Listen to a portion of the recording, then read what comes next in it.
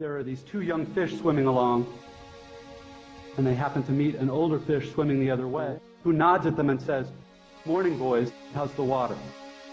And the two young fish swim on for a bit, and then eventually one of them looks over at the other and goes, "What the hell is water?"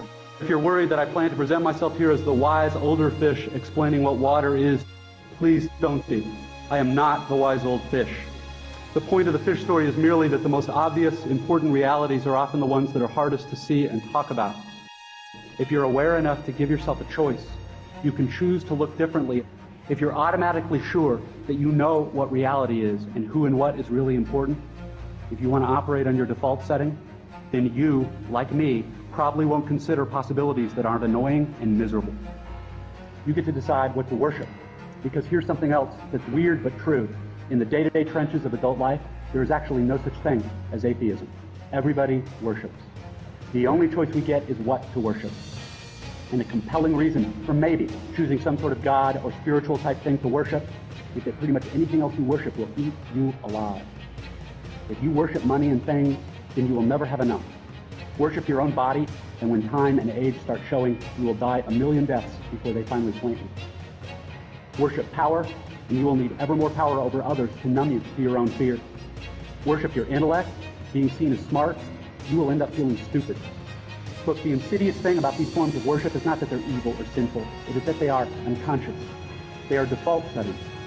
They're the kind of worship you just gradually slip into, day after day, getting more and more selective without ever being fully aware that that's what you're doing.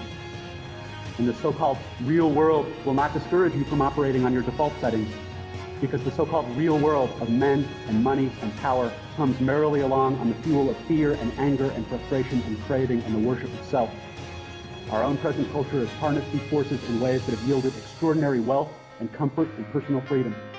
The really important kind of freedom involves attention and awareness and discipline and being able truly to care about other people and to sacrifice for them over and over every day.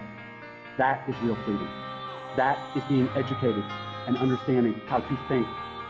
The alternative is unconsciousness, the default setting, the rat race, the constant gnawing sense of having had and lost. I know that this stuff probably doesn't sound fun and breezy or grandly inspirational, but please don't just dismiss it. None of this stuff is really about morality or big fancy questions of life after death. The capital T truth is about life before death. It is about the real value of a real education, which has almost nothing to do with knowledge and everything to do with simple awareness. Awareness of what is so real and essential, so hidden in plain sight all around us all the time, that we have to keep reminding ourselves over and over, this is water.